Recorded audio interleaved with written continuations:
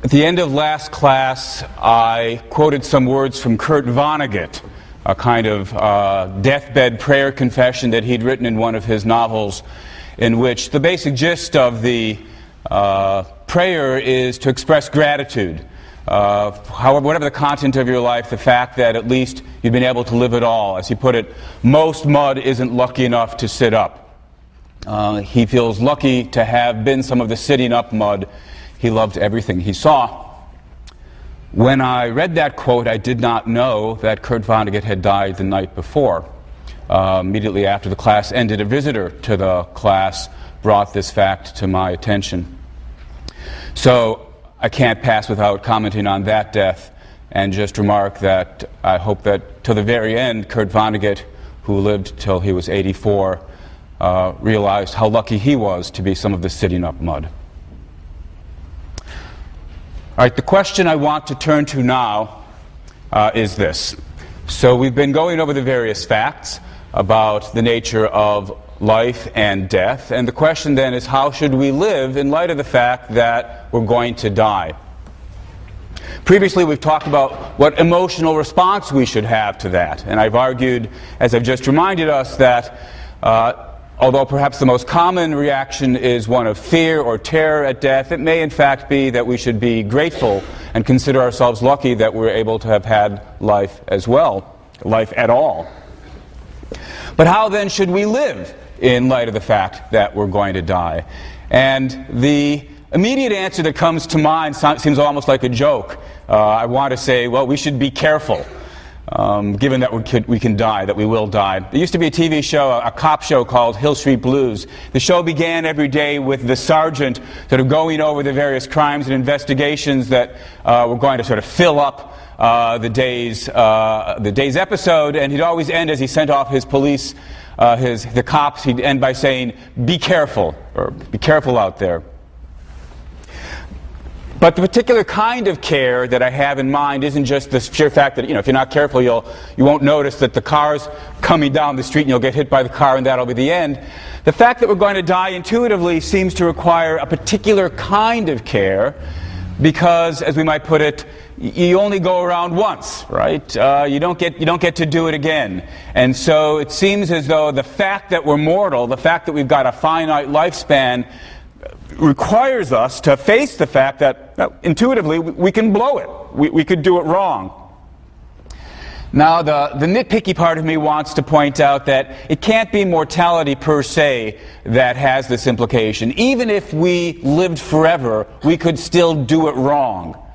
After all, whatever it is you filled your life with an immortal, infinite life, there's still going to be the particular pattern of actions and activities that you engage in, and that particular pattern could still be one that wasn't the best pattern that was available to you. So the possibility of having blown it, of having lived the wrong kind of life, is a possibility that's going to be true of us whether or not we're mortal.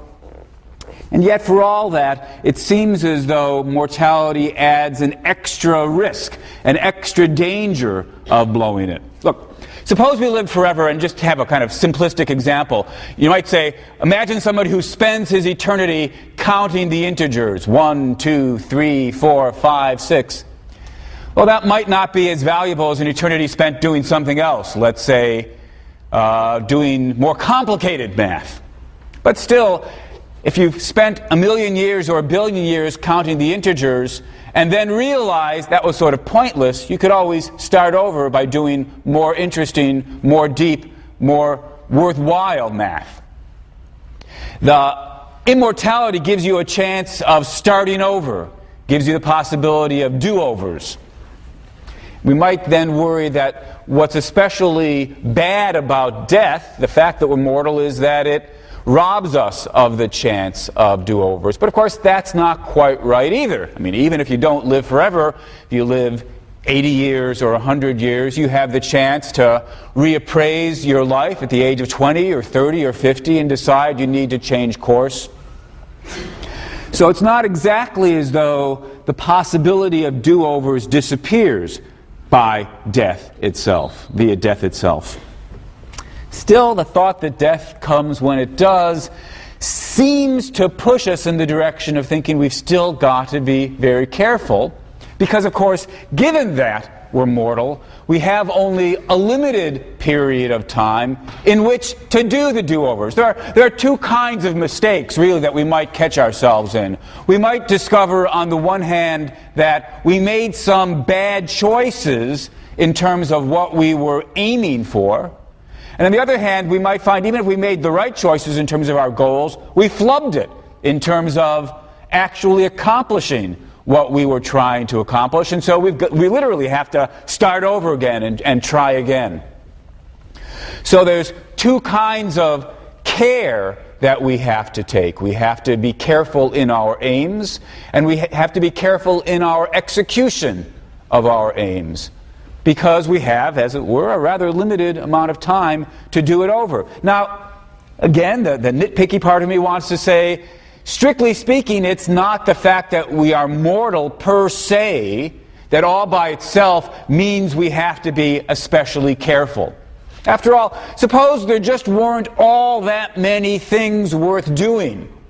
And suppose they weren't all that complicated, all that difficult to do well.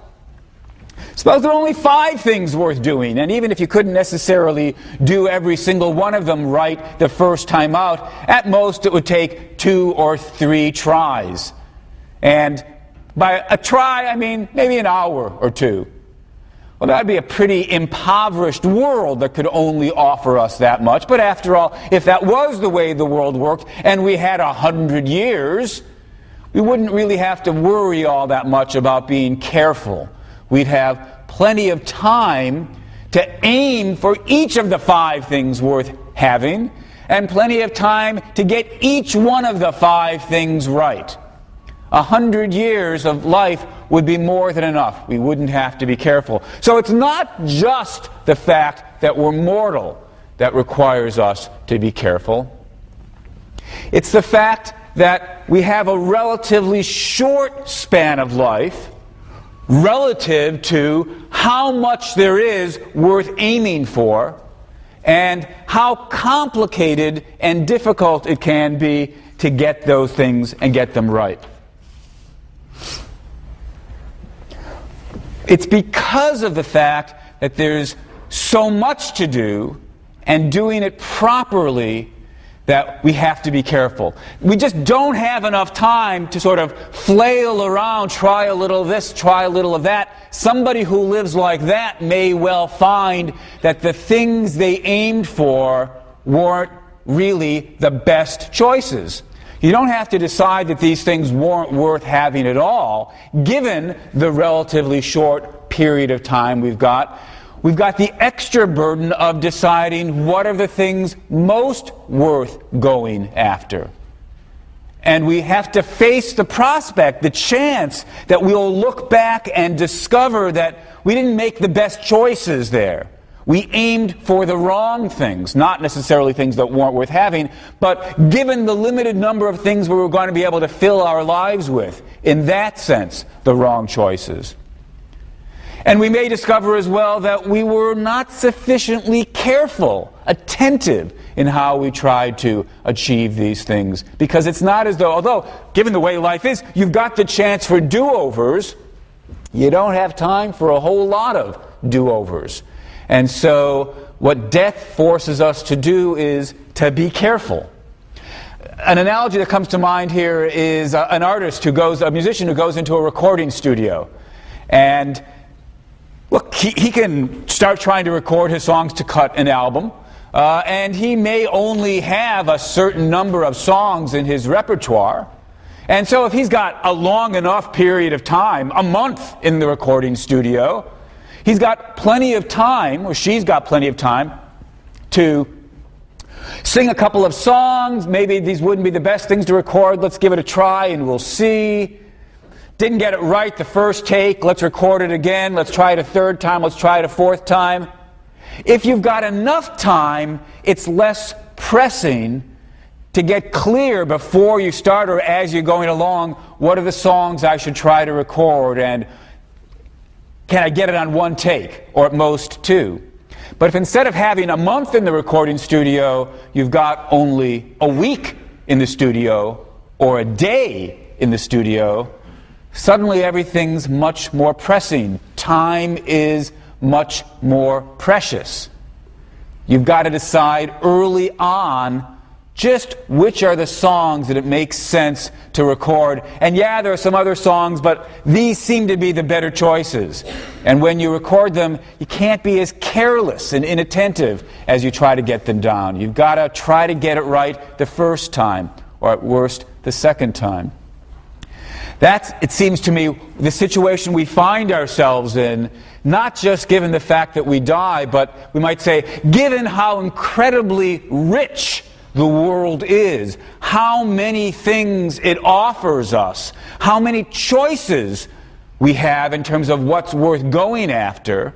But for many of these things, given how difficult they are to accomplish, although we've got the chance for do-overs, both in terms of changing our mind about what we should be aiming at and trying again for the things we have aimed at, we've got to be careful. The fact about our death requires paying attention. It requires care. Well, having said that, of course, the immediate question then is, all right, so I'm paying attention. I'm trying to be careful.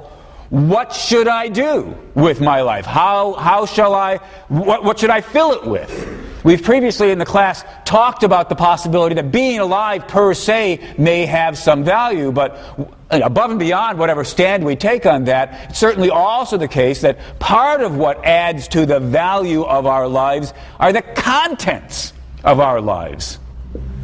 And so we need to ask, well, what kinds of contents should we try to fill our lives with?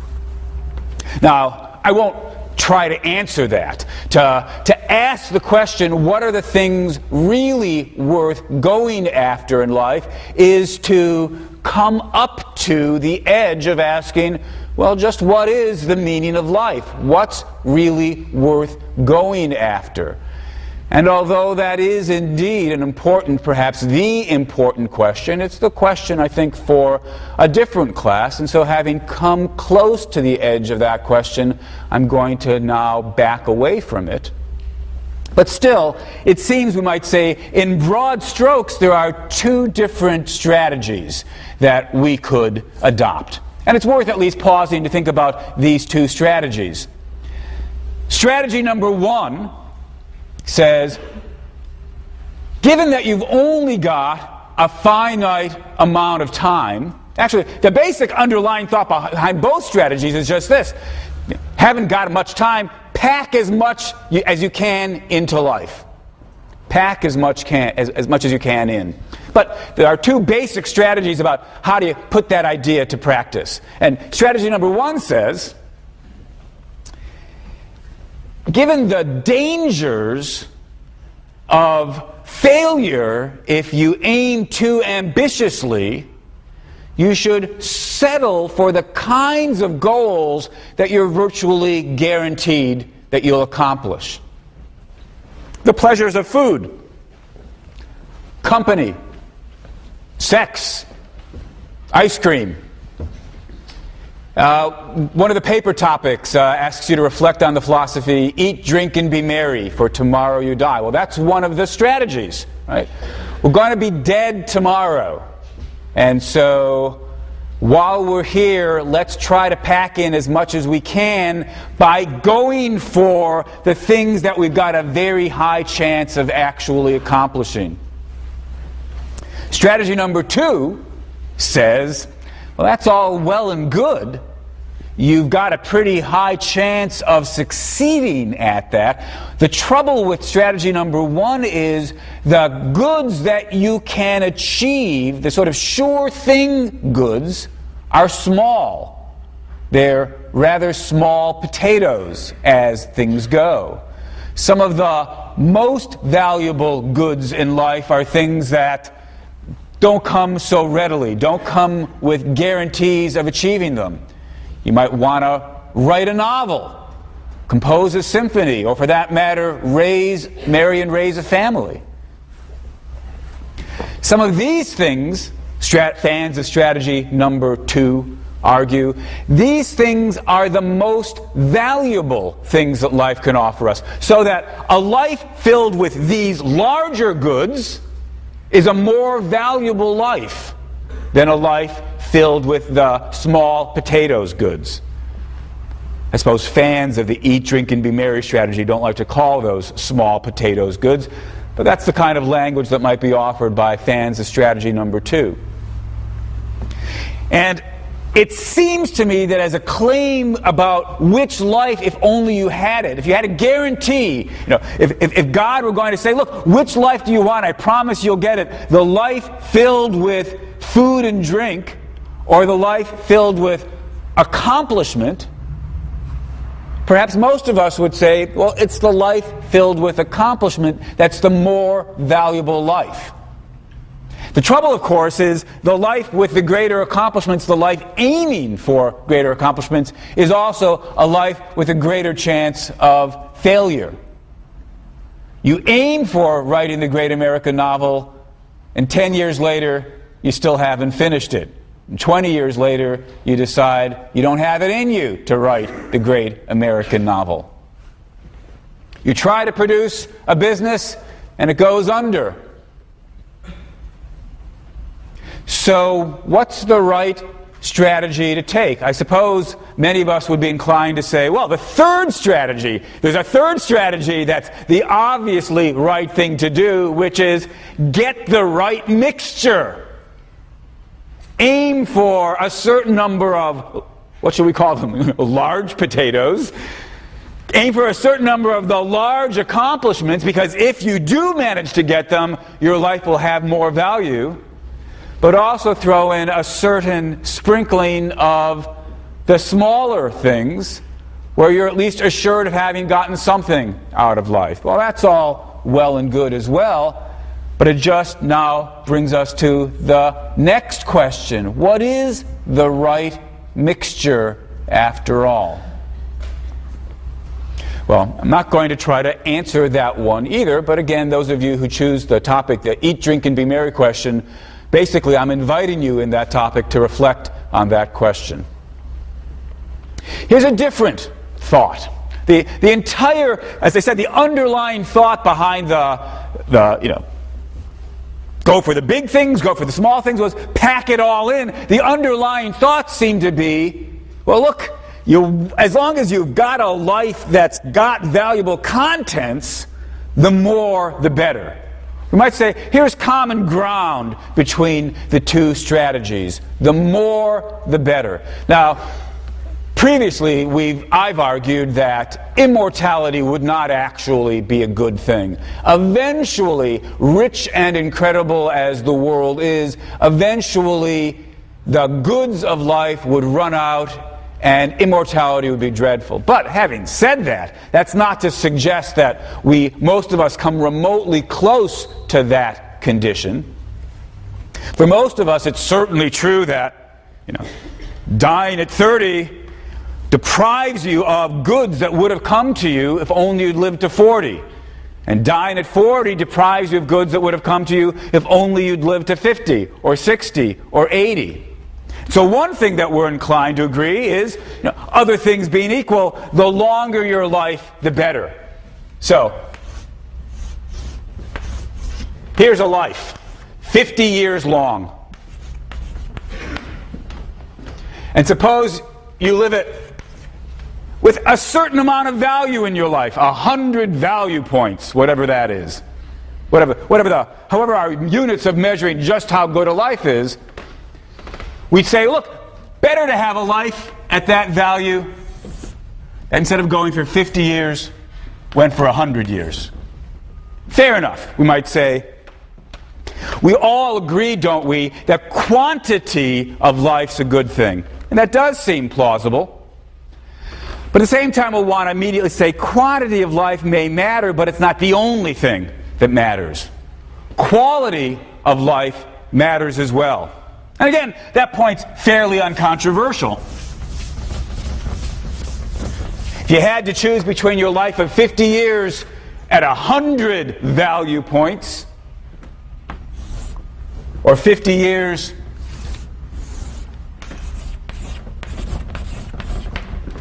at whatever that is, 130 value points, you'd rather have the second life. The length of life isn't the only thing we care about. The overall quality of your life is something we care about as well. And this, of course, is another topic that we've talked about previously. Just what is it that goes into making a life better than another? So we now sort of see, summing it up, yeah, got to pay attention to quality, got to pay attention to quantity, or duration. Of course, the reason I just corrected myself is because you might say, if you want to think about it mathematically, it all is just a matter of quantity. As long as when we measure quantity, we bear in mind we need to measure not just the length of the life, but the height of the box. So the area of the box here is 50 times 100 units. So whatever that is, that's 5,000. Going to get another giggle here, right? Sort of imagine a little unit. It's a quality, 1 unit of quantity, 1 unit of quality for a year. So it's a quality year unit. Whatever it is, 5,000 units. Here, 6,500. You might say, look, we can capture the thought that the duration of your life matters, the quality of your life matters, by multiplying the two together. And without getting hung up on the numbers as though there was any kind of precision here, the underlying thought's fairly clear. The area of the box represents the overall quality, the overall quantity that you've managed to cram into your life in your 50 years. And we could start measuring different kinds of lives. We might start worrying about, well, look, suppose I could live 50 years at 130, or I could live, whatever it is, 100 years at some other number that's a little bit less. We might say, oh, less quality, but longer quantity, longer duration, more valuable life filled in that last box. We see how it goes. But the question we need to ask is, so if we've got this more rich sense of quantity, where we multiply the duration of the life times the how good a life you're having while you've got it, does that give adequate place to what we think is valuable? Does that give adequate place to quality in life? Let me draw some different boxes, some different possible lives to choose between.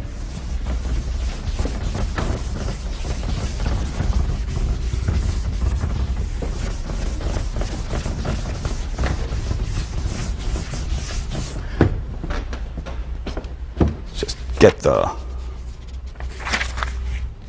Suppose you had a nice long life, 150 years.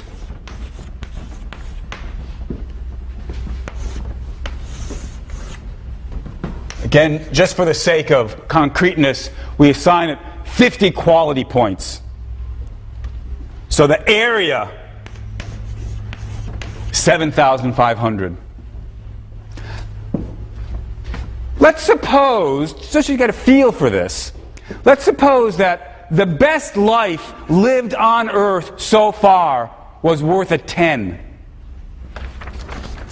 So this is an incredible life to be at 50. And you get it for 150 years. Very nice life. Now compare it with this life.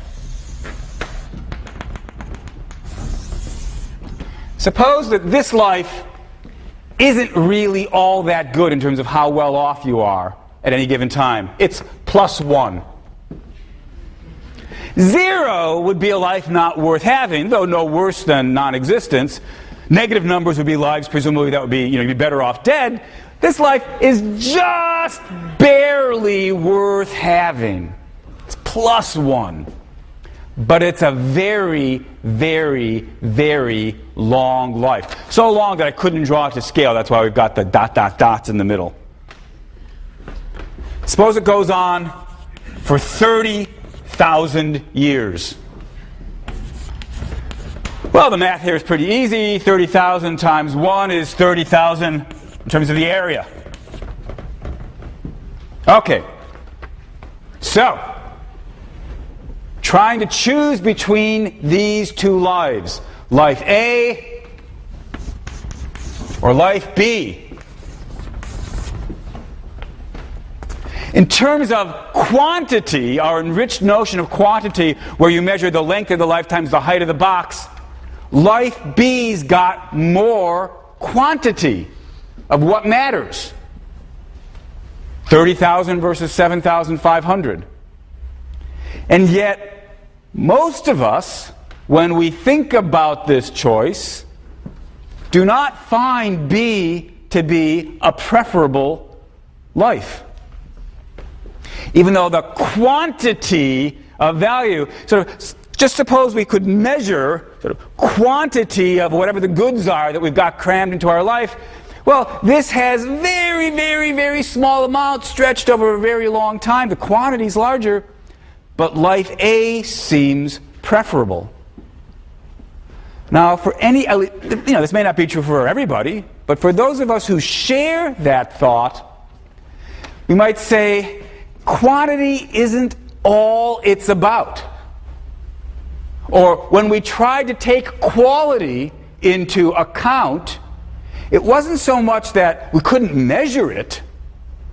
It's that if you reduce the importance of quality into, fold it into quantity, so that what it's all about is the total amount that you're getting, well, the total amount's bigger in B than A. If you don't think B is a better life, that suggests that totals aren't what it's all about.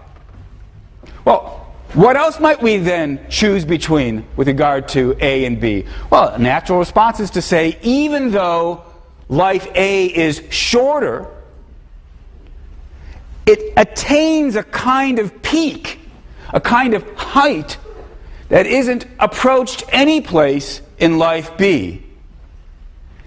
And perhaps then, in evaluating lives and choosing between rival lives, we can't just look for the quantity of good. We have to look at the peaks. We have to look at the heights. In choosing between lives, it's important to think not just about how much did you pack in total, but what were the greatest goods that you had or accomplished in your life. And perhaps then we should conclude quality can trump quantity. Perhaps with the right quality in place, quantity becomes of secondary importance. Yeah, it might be that if we could have a longer life where we achieved great things rather than a shorter life where we achieved great things, better to have the longer life. Quantity might matter too, as long as we think the quality's what matters the most. But a more radical version of the theory would say, actually, quality's all that matters. The peaks are all that matter. That, at any rate, is the position that gets expressed by Holderlin in the poem To the Parquet, to the Fates. That was in one of the essays I've had you read, but let me read that now. To the Parquet. A single summer grant me, great powers, and a single autumn for fully ripened song, that, sated with the sweetness of my playing, my heart may more willingly die. The soul that, living, did not attain its divine right cannot repose in the nether world. But once what I am bent on, what is holy, my poetry is accomplished. Be welcome then, stillness of the shadows world. I shall be satisfied, though my lyre will not accompany me down there. Once I lived like the gods, and more is not needed. Holderlin is saying he doesn't care about quantity at all. If he can accomplish something great, if he can ascend to the heights and do something great with his poetry, that's enough. Once he's lived like the gods, more is not needed. So in thinking about what we want to do with our lives, it's not enough to have the kind of theory that we've begun to sketch in previous weeks, where we think about what are the various things worth having in a life. We also have to address this question of quality versus quantity. Is quality only important insofar as it gets folded into producing greater quantity? Or does quality matter in its own right as something that's worth going for even when it means a smaller quantity? And if quality does matter, does quantity matter as well? Or is indeed quality all that matters? Is Holderlin right when he says, "Once I've lived like the gods, more is not needed"? Now Holderlin, I imagine, in thinking about why that kind of life is the best kind of life he could aspire to, is thinking in part about the lasting contribution that his poetry makes. There's a sense in which, when we think about having done things like that, we feel that we attain a kind of immortality. We live on through our works. And so the next question I want to turn to, and sort of thinking about strategies of how to live in light of the fact of, in terms of facing our mortality, is, well, maybe a kind of immortality is worth going after. Or maybe at the very least we can take a kind of comfort in thinking that we have or can attain a kind of immortality. I emphasize the word kind, of course, because, strictly speaking, if you live on through your works, it's not as though you are literally living on. It's semi-immortality or quasi-immortality. I suppose people who don't believe in it would prefer to call it pseudo-immortality. Actually, this reminds me of a joke. Here's a Woody Allen joke. I don't want to be immortal through my work. I want to be immortal through not dying. Well, as you know, previously I've argued that genuine immortality, unending life, would not be a good thing. But still, many of us aspire to this kind of semi-immortality. And actually, it can take, I think, again, two broad forms. Sometimes people want to say, there's a sense in which, although it's not as though you're literally living on, there's something like that going on insofar as a part of you continues. If I have children, then literally some of my, in my case as a male, one of my cells continues. And then their cells continue in their children, and their cells continue in their children. If you think of an amoeba splitting and splitting and splitting and splitting again, part of the original amoeba could be there for many, many, many generations. Some people take comfort in the thought that, literally speaking, a part of them will continue.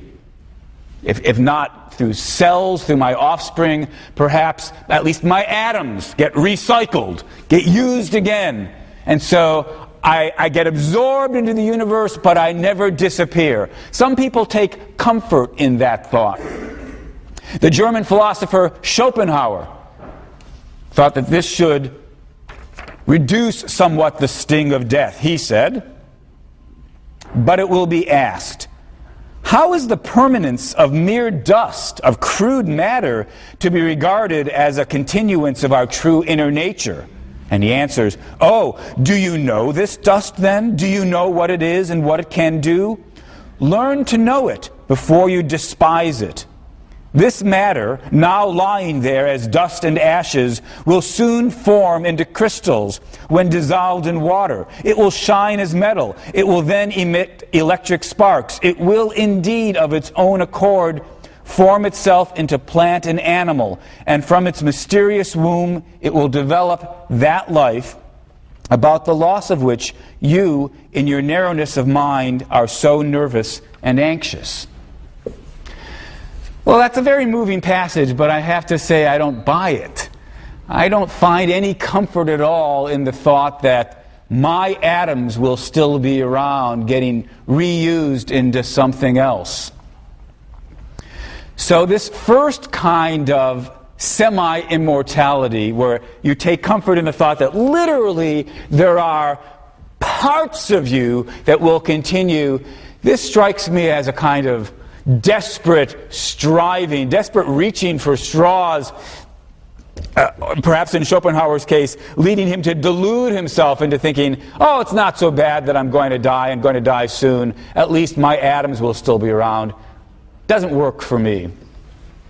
There's a second sort of approach, though, where it's not so much that you're supposed to be comforted by the thought that your parts will continue to last after you, but that your accomplishments will continue to last after you. Hölderlin writes poetry, which we're still reading some 200 years later. You can write a novel, which can be read for 20 or 50 or 100 or more years. You might make some contribution to math or philosophy or science, and 50 or 100 years later, people could still be talking about that philosophical argument or that mathematical result. You might have other kinds of accomplishments. You might build a building that will last after you.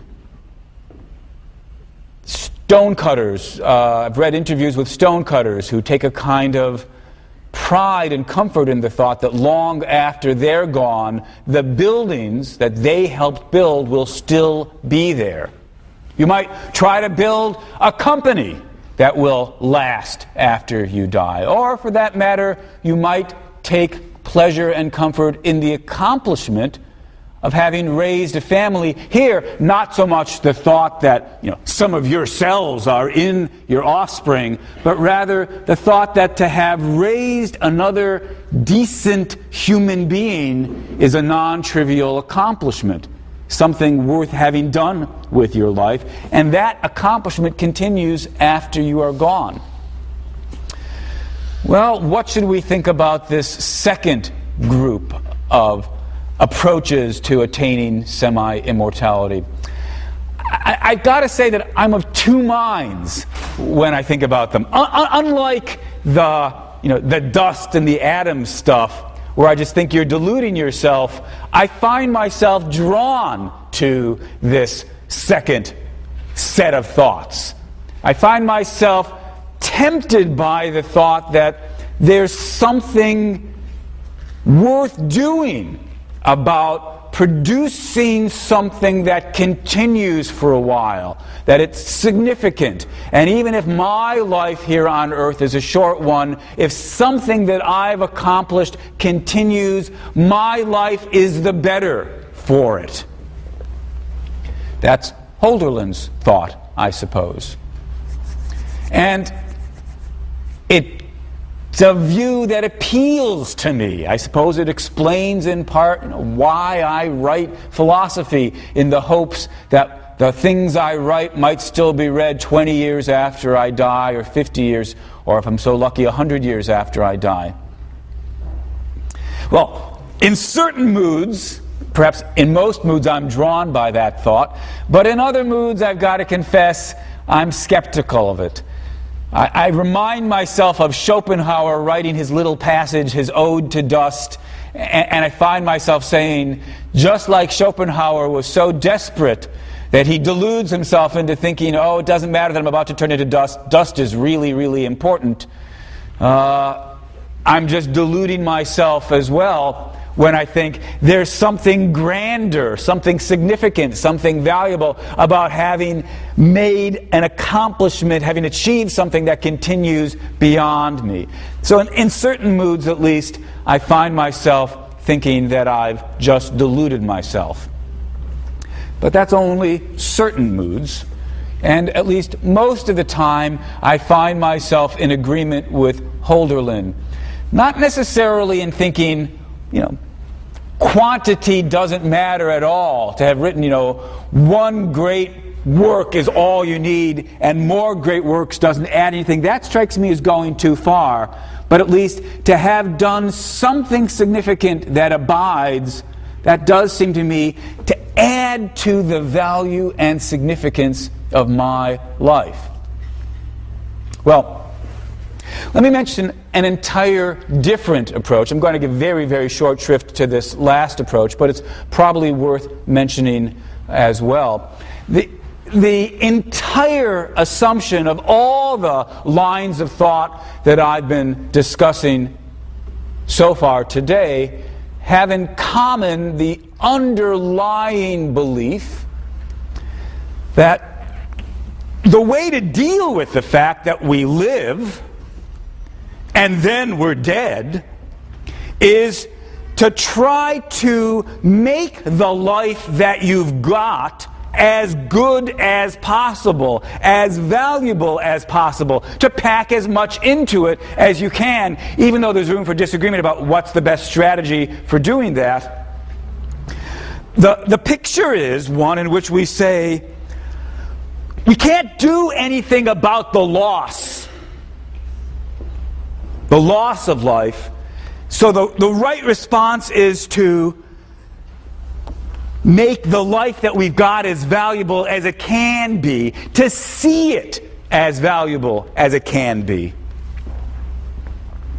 But there's a rather different approach.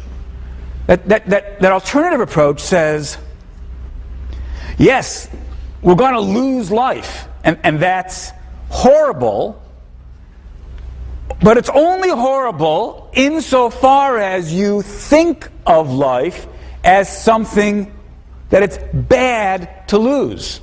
After all, if we were to decide that life wasn't really a valuable gift, if it wasn't really something worth embracing and something that we could turn into something full of value, then its loss wouldn't actually be a loss. That's a point we've seen before, right? The central badness of death is explained in the deprivation account. You are deprived of the fact that you could have had more life that would have been worth having overall. But if life isn't worth having overall, then its loss is not a bad thing, but a good thing.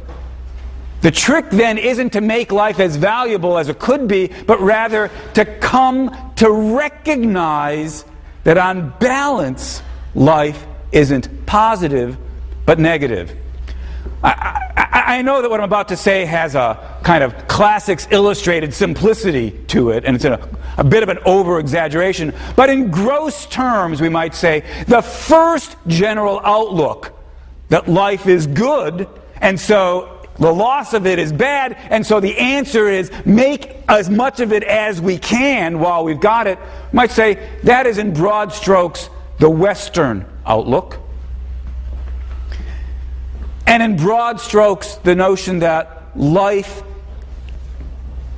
isn't really as good as we take it to be, but is in fact bad overall.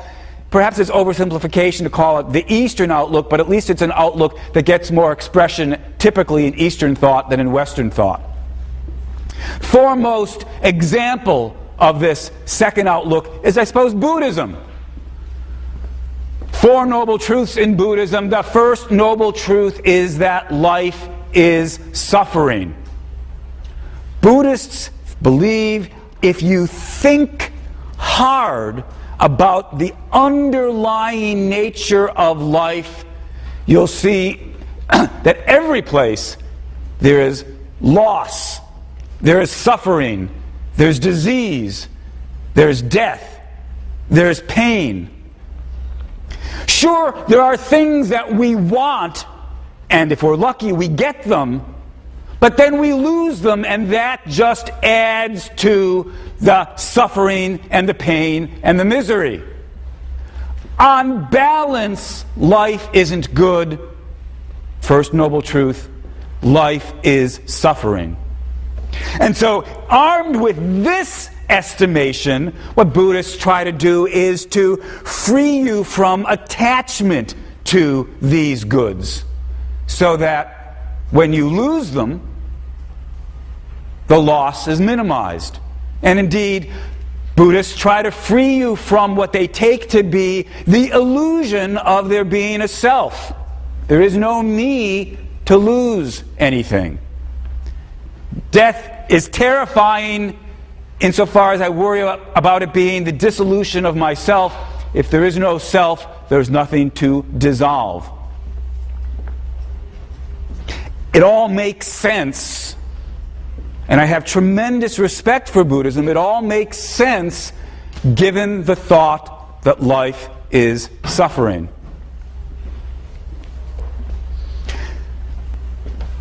But for better or for worse, I'm a child of the West.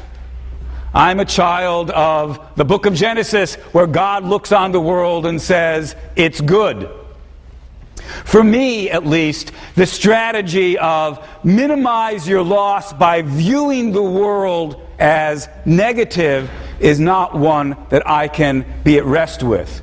For me, life can be good, and so the choices for me, and I suppose for most of us, remain among the strategies with which I began. How is it that we can most make our lives valuable? What is it that we can do that will allow us, with Holderlin, to say, once we lived like the gods?